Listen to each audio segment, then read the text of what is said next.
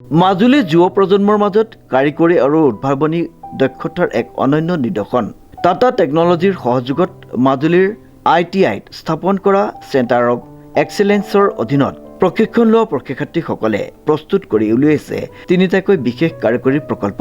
গাড়ী চালকৰ সুৰক্ষাৰ বাবে এলাৰ্মযুক্ত চেন্সৰ ছিষ্টেমৰ পৰা আৰম্ভ কৰি স্বয়ংক্ৰিয় সৌৰশক্তি সংগ্ৰহ প্ৰযুক্তি আৰু ঘৰুৱা সহায়ক ৰবটলৈকে।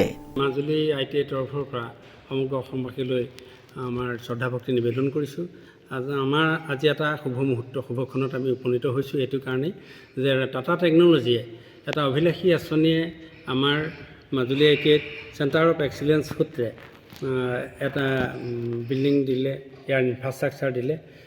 ইয়াত কেইটামান বিভাগ সংযোজন কৰা হৈছে। তাৰ ভিতৰতে বৰ্তমান ৰবটিক টেকনিচিয়ান আৰু বেচিক ডিজাইনাৰ নামে দুটা টেট চলি আছে।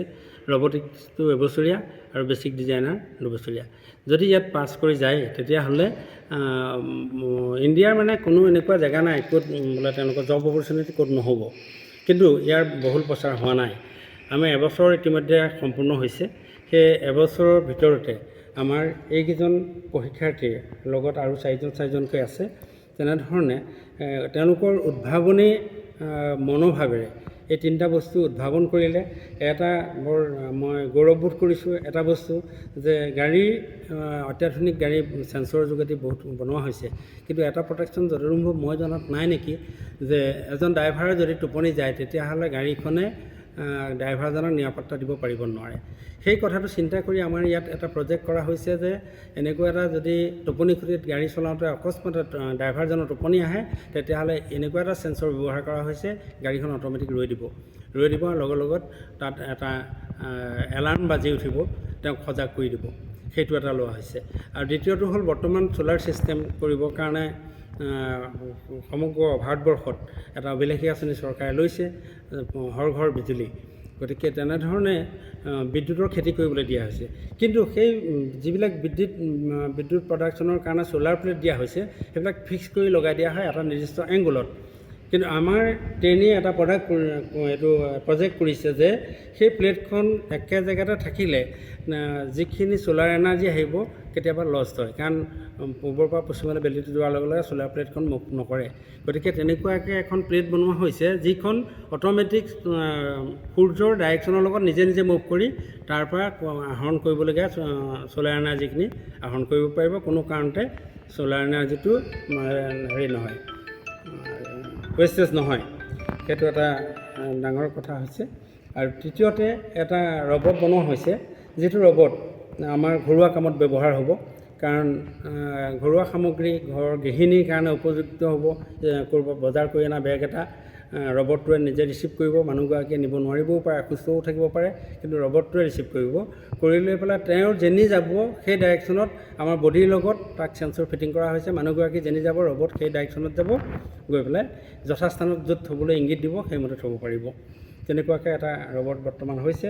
আৰু তাৰ ওপৰঞ্চি বেচিক ডিজাইনাৰে ছফ্টৱেৰ বেচিছত বহুতকেইটা প্ৰজেক্ট সম্পূৰ্ণ কৰিছে, যিকেইটা হয়তো অসমত অদ্বিতীয় হ'ব বুলিয়েই মই বিবেচনা কৰিছোঁ। আৰু ইয়াৰ যোগেদি মই মাজুলীৰ চুকে কোণে থকা শিক্ষিত নিবনুৱাসকলক আহ্বান জনাওঁ যে আমাৰ টাটা টেকনলজিত যিকেইটা বিভাগ আহিছে তাৰ জব অপৰচুনিটি 2028 চনৰ ভিতৰত ইমানেই বেছি হ'ব, তাৰ কাৰণে কিন্তু আমাৰ ট্ৰেইনিৰ অভাৱ হৈছে। গতিকে সকলোৱে আহি আমাৰ লগত যোগাযোগ কৰক, ITIৰ লগত যোগাযোগ কৰি এডমিশ্যন বৰ্তমান চলি আছে। 31 আগষ্টলৈকে এডমিশ্যন আমি অফলাইন দিব পাৰিম। গতিকে আহক, ইয়াৰ যাতে খালী ছিটকেইটা পূৰ হৈ যায়। টাটা টেকনলজি আৰু চৰকাৰৰ বিশেষ পদক্ষেপ অংশগ্ৰহণ হিচাপে মাজুলী ITIত শেহতীয়াকৈ মুকলি কৰা হৈছিল অত্যাধুনিক আন্তঃগাঁথনি। বৰ্তমান ইয়াত এবছৰীয়া ৰবটিক টেকনিচিয়ান আৰু 2 বছৰীয়া বেচিক ডিজাইনাৰ ট্ৰেডৰ প্ৰশিক্ষণ চলি আছে। এই প্ৰশিক্ষণৰ জৰিয়তে শিক্ষাৰ্থীসকলে বাস্তৱ ক্ষেত্ৰত ব্যৱহাৰ উপযোগী তিনিটা গুৰুত্বপূৰ্ণ প্ৰকল্প উদ্ভাৱন কৰি সকলোকে দৃষ্টি আকৰ্ষণ কৰিছে। গাড়ী চলাই থকাৰ অৱস্থাত চালকৰ টোপনি আহিলে চেন্সৰে স্বয়ংক্ৰিয়ভাৱে গাড়ীৰ গতি ৰোধ কৰাৰ লগতে এলাৰ্ম বজাই সজাগ কৰি তুলিব। স্বয়ংক্ৰিয় ছ'লাৰ ট্ৰেকিং ছিষ্টেম সূৰ্যৰ গতিবিধিৰ সৈতে সংগতি ৰাখি নিজাববীয়াকৈ দিশ সলনি কৰিব পৰা সৌৰ পেনেল, যাৰ দ্বাৰা সৌৰশক্তিৰ অপচয় ৰোধ হৈ সৰ্বোচ্চ বিদ্যুৎ আহৰণ সম্ভৱ হ'ব। ঘৰুৱা সহায়কাৰী ৰবট, গৃহিণী আৰু অসুস্থ লোকসকলৰ সহায়ৰ অৰ্থে বিশেষ ৰবট যিয়ে মানুহৰ গতি অনুসৰণ কৰি বজাৰ বা ঘৰুৱা সামগ্ৰী নিৰ্দিষ্ট স্থানলৈ কঢ়িয়াই লৈ যাব পাৰিব। এই ITIৰ অধ্যক্ষ আনন্দ শইকীয়াই কয় যে টাটা টেকনলজি চেণ্টাৰ অৱ এক্সিলেন্সৰ জৰিয়তে আমাৰ প্ৰশিক্ষকসকলে এই উদ্ভাৱনসমূহ কৰিছে। 2028 চনৰ ভিতৰত এই ক্ষেত্ৰসমূহত ব্যাপক নিয়োগৰ সম্ভাৱনা আছে। মাজুলীৰ শিক্ষিত নিবনুৱা যুৱক যুৱতীসকলক আহ্বান জনাইছোঁ যাতে তেওঁলোকে এই পাঠ্যক্ৰমসমূহৰ নামভৰ্তি কৰি কাৰিকৰীভাৱে স্বাৱলম্বী হৈ উঠে। মাজুলী ITIত এই আধুনিক কাৰিকৰী পাঠ্যক্ৰমসমূহৰ নামভৰ্তি প্ৰক্ৰিয়া চলি আছে আৰু আগন্তুক 31 আগষ্টলৈকে অফলাইন যোগে নামভৰ্তিৰ সুবিধা উপলব্ধ থাকিব। কাৰিকৰী শিক্ষা গ্ৰহণ কৰি ভৱিষ্যত গঢ়িবলৈ স্থানীয় যুৱ সমাজক এই সুযোগ গ্ৰহণ কৰিবলৈ আহ্বান জনোৱা হৈছে। কেৱল পুথিগত শিক্ষাই নহয়, প্ৰায়োগিক কাৰিকৰী জ্ঞানেৰে মাজুলীৰ যুৱ প্ৰজন্ম এতিয়া আধুনিক প্ৰযুক্তিৰ দিশত আগবাঢ়িছে।